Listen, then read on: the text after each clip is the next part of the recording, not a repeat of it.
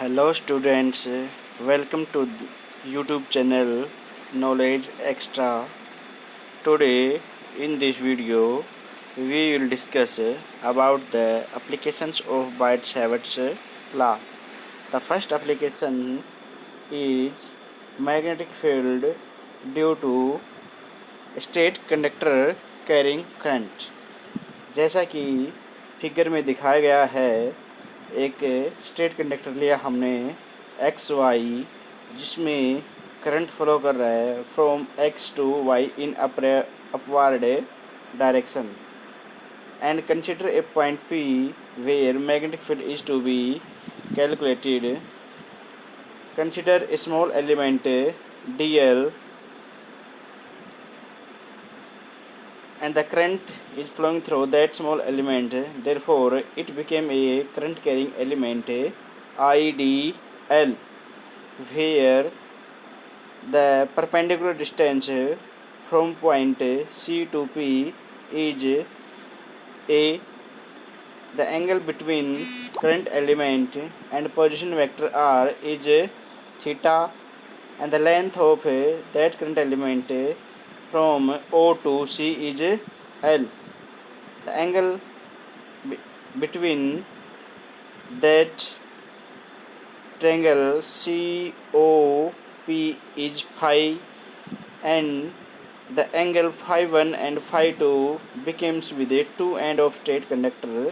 The phi 1 is that and phi 2 is that.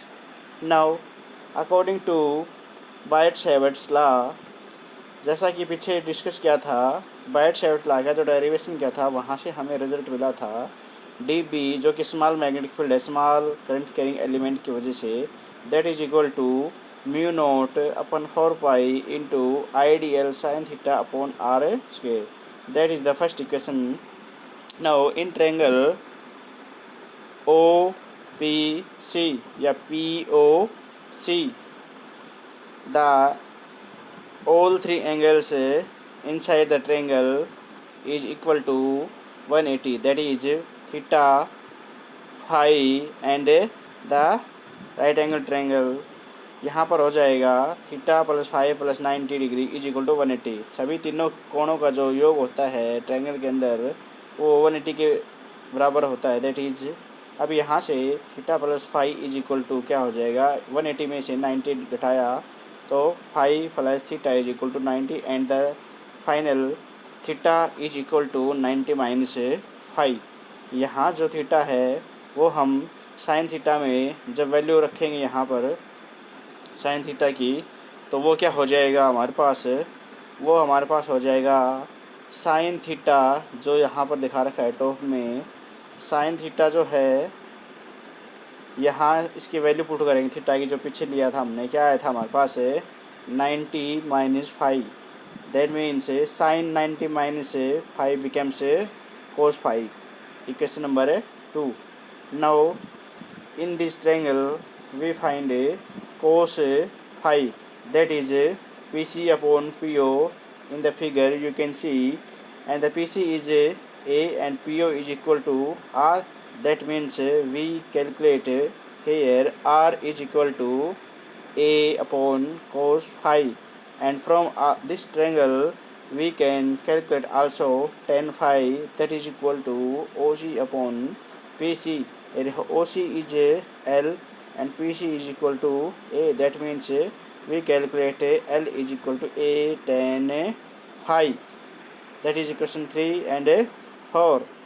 Now differentiate equation 4 with respect to phi. Equation 4 को जब differentiate किया हमने तो हमारे पास आया L का हो गया DL, that is equal A ten का जो डिफ्रेंशिएशन होता है वो होता है सीकेंड स्क्वायर फाई, और यहाँ पर हो जाएगा फाई का d phi. That means DL upon d phi is equal to a second square phi करेंगे तो DL यहाँ से हमने कैलकुलेट किया, डी फाई इधर आ गया क्रॉस मल्टीप्लाई के बाद. Now putting the value of equation 1, d B is equal to mu not upon 4 pi. अब ये जो सारे रिजल्ट है ये हम बायट-सावर्ट लॉ के रिजल्ट में रख रहे हैं. Mu not upon 4 pi as it is I D L की वैल्यू की जगह हमने रखा a second square phi into D phi दूसरा जो हमने आइडियल साइन थीटा था, साइन थीटा की जगह हमने रखा कोस फाई, और नीचे था आर स्क्वेयर। यहाँ पर आर की वैल्यू है ए अपॉन कोस फाई, हमारे पास रिजल्ट में आर स्क्वेयर था, तो यहाँ पर ए अपॉन कोस फाई की जगह क्या रख दिया, ए अपॉन कोस फाई का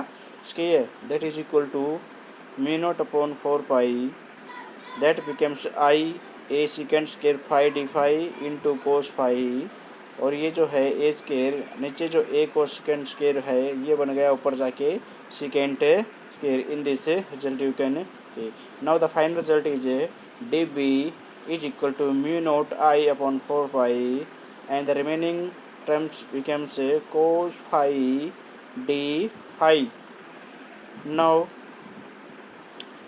that is the small magnetic field calculated.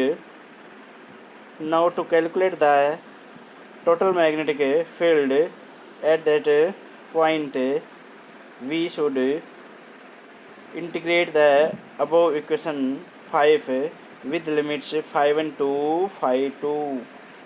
That means integrating above equations, integration of dB is equal to with limit phi 1 to phi 2 mu naught I cos phi d phi upon 4 pi a. Here mu naught I upon 4 pi is constant, that terms taken outward from the integration, and cos phi d phi is the term of integration, that is equal to mu naught I upon 4 pi a is same, और cos phi का जो integration है that becomes sine phi with limit phi 1 to phi 2 के। जो यहाँ से है limit जो माइनस phi 1 से phi 2 ले रखा है, बिकॉज यहाँ पर जो कोस की वैल्यूज है minimum to maximum, that is -1 to +1. So B magnetic field is equal to mu naught I upon 4 pi, that here putting the limit upper limit minus lower limit, that means sin phi 2 minus sin phi minus phi 1, that becomes is equal to mu naught I upon 4 pi sin phi 2 minus becomes positive plus sin phi 1, and the final result is mu naught I upon 4 pi a sin phi 1 plus sin phi 2. Now the special case of this result is special case 1 is क्या कह special case में, when the conductor is of infinite length and p lies near the center of conductor, then phi 1 and phi 2 becomes 90 degree. ये कहता है जब conductor state conductor infinite length का है और ये जो पॉइंट P है ये इसके सेंटर के अप्रोक्स में है और ये become very large, then the phi 1 and जो phi 2 एंगल है that becomes 90 degree.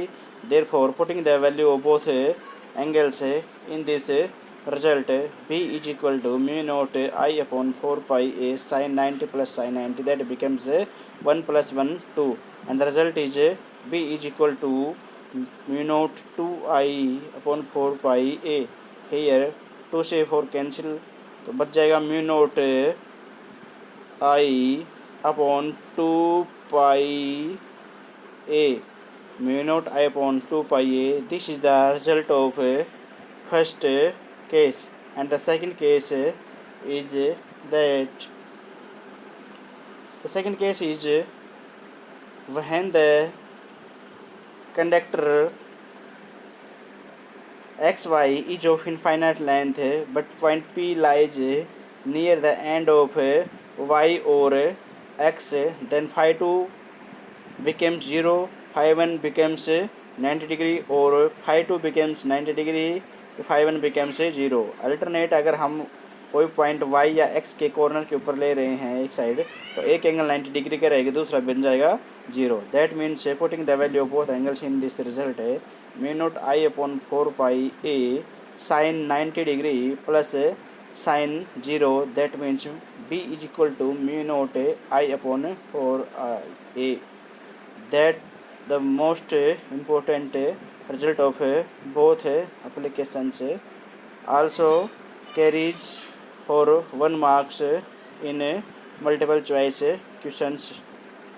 Now, the direction of a magnetic field be calculated from the right hand thumb rule और मैक्सवेल क्रोक स्क्रू रूल। जैसे कि पीछे video में जो दिखा रखा है कि राइट हैंड थंब रूल और मैक्सवेल क्रोक रूल में क्या सिमिलरिटी है, कैसे मैग्नेटिक फील्ड की डायरेक्शन कैलकुलेट करते हैं। That is the first application of Biot Savart's law. I hope you will be better understand by the explanation of first application of Biot-Savart's law to calculation of magnetic field at the point due to state infinite conductor current carrying wire. Thank you. Have a good day.